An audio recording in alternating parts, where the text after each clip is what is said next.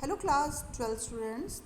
This is Bhakti Sufi tradition of your history, and we are discussing new devotional paths, dialogues and descent in northern India.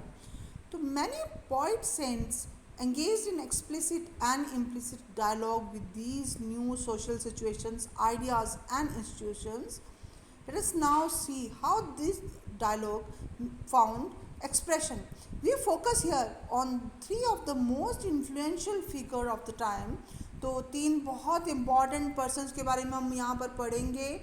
बहुत सारे जो poet cents थे, तो वो यहाँ पर जो लोगों से कम्युनिकेशन कर रहे थे. They were talking with the people, they are having dialogues with the other peoples. जो एग्जिस्टिंग जो न्यू सोशल सिचुएशंस थी अकॉर्ड, और उनके जो आइडियाज़ थे, और नए नए नए सोशल सामाजिक ऑर्डर जो जो चल रहे थे, that they are finding the expression weaving a divine fabric. Now we are studying about the Kabir. He is 14th-15th centuries को इसको आप रिलेट करते हैं. मीन कि उनका बर्थ जो है 13th century से लेकर के 14th century के बीच में आप देखते हैं. Is perhaps one of the most outstanding examples of a poet saint who emerged within this context.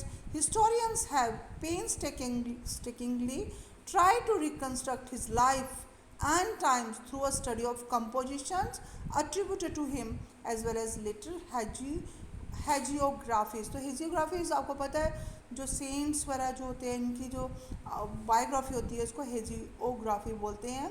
तो कबीर जो थे मोस्ट इम्पॉर्टेंट पोइट सेंट थे, कवि भी थे और साधु भी माना जाता है उनको.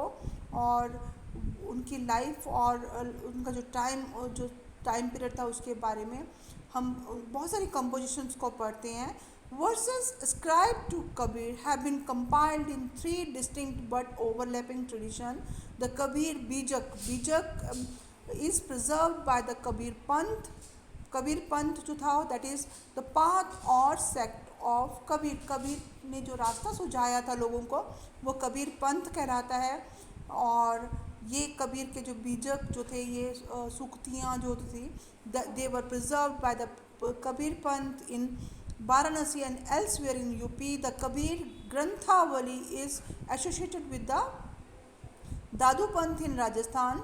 Kabir Granthwali ये राजस्थान में दादू पंथ जो पूरा जो समुदाय है वो उसको सेव करके रखा है उन्होंने. And many of his compositions are found in the Adi Granth Sahib जो दैट इज़ ऑफ जो पंजाब में आदि ग्रंथ साहिब है, वहाँ पर we can find that there all these manuscripts compilations were made long after the death of the Kabir. ये सारी जो चीज़ें compile की गई हैं, that is after the death of the Kabir. By the 19th century, anthologies of verses attributed to him circulated in print in regions as far part as Bengal, Gujarat, Maharashtra में भी इनके कबीर के जो versus थे they came in print. Kabir's poem have survived several languages and dialect. बहुत सारी भाषा और जो लोग जो बोलते थे उनमें ये कबीर की जो poems हैं वो वहाँ पर वो उन्होंने अपना स्थान पाया. and some are composed in the special language of Nirguna poets. जो निर्गुण poets होते हैं, जो निर्गुण आकार का मानते हैं भगवान को, द संत भाषा. अदर्स नोन एज उलट बंसी, upside down saying ulat bansi are written in a form in which everyday meanings are inverted. मतलब हर दिन जो उसका इंटरप्रिटेशन है, उसका जो मीनिंग है वो उल्टा हो गया है, उल्टा माना जाता है. These hint at the difficulties of capturing the nature of the ultimate reality in words. तो क्या उनके जो कबीर के वर्ड्स थे, शब्द थे, उनका क्या मतलब था, ये समझना बहुत मुश्किल है. Such as the lotus which blooms without flower और the fire raging in the ocean. तो ये जैसे देखिए लोटस और बिना फ्लावर के और फायर जो कि ओशंस में हो रही है, तो ये it conveys a sense of Kabir's mystical experience, मतलब उसको मतलब ऐसे ही मतलब थोड़े स्पिरिचुअल उनके एक्सपीरियंसेस थे, अनुभव थे. Also striking is the range of tradition Kabir drew on to describe the ultimate reality. These include Islam. He described the ultimate reality as Allah, Khuda, Hazrat, and Pir. He also used terms drawn from Vedantic tradition. Alak, alak जो कि unseen है, निरंकार, निराकार, जिसकी कोई form नहीं है और formless है, ब्राह्मण, आत्मा. Other terms with mystical connotation such as शब्द, sound और शून्य, that is emptiness. शून्य, शून्य होता है बिल्कुल emptiness, खाली, were drawn from yogic traditions.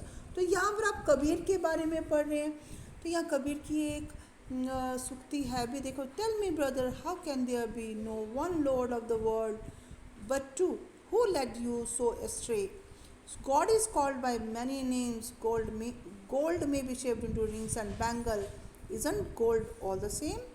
तो कबीर says कि neither can find the only Ram. One kills the goat, the other cows. They waste their lives in disputation.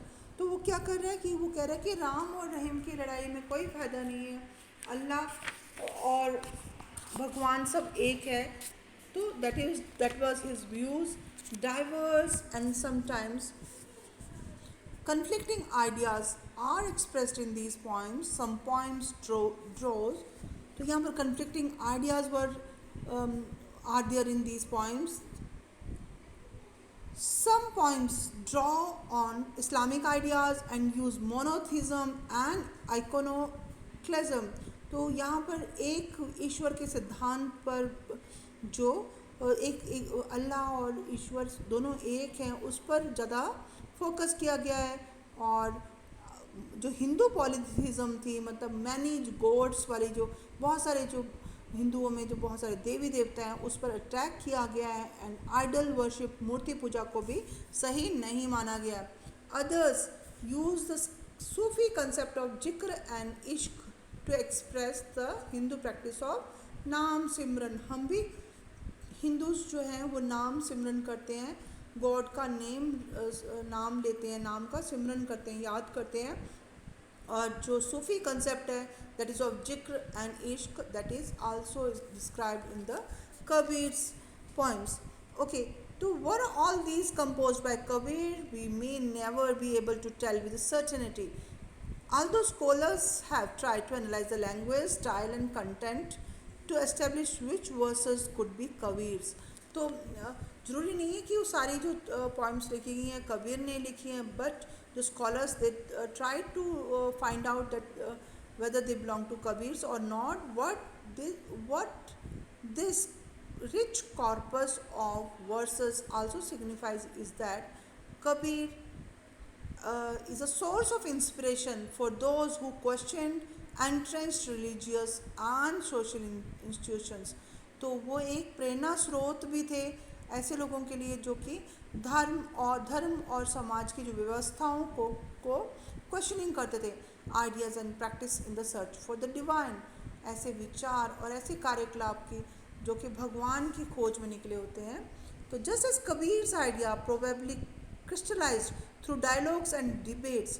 तो कबीर के जो विचार थे वो उनको जो मूर्त रूप कैसे मिला, that is through dialogue and debate, explicit or implicit, with the traditions of Sufis and yogis in the regions of Awadh UP के पार्ट में जो ये सूफी और योगी जो रहते थे, उनके कारण ये जो कबीर भी इन्फ्लुएंस्ड हुआ. तो his legacy was claimed by several groups who remembered him and continued to do so. This is most evident in later debates about whether he was a Hindu or Muslim by birth. बहुत सारी लोगों में ये धारणाएं हैं कि वो हिंदू थे कि हम मुसलमान थे. और many of these were compose from the 17th centuries onward. जो उसकी हेजियोग्राफीज़ हैं about 200 years after Kabir's lifetime. Hagiographies within the Vaishnav traditions attempted to suggest that he was born as a Hindu. Kabir itself is an Arabic word meaning great, but was raised by a poor Muslim family belonging to the community of weavers or Julaha who was were relatively recent converts to Islam. वो जो थे मुस्लिम धर्म को उन्होंने अपना लिया था. They also suggested that he was initiated into bhakti by a guru. उनके जो गुरु थे, he was Ramanand. Okay, तो however now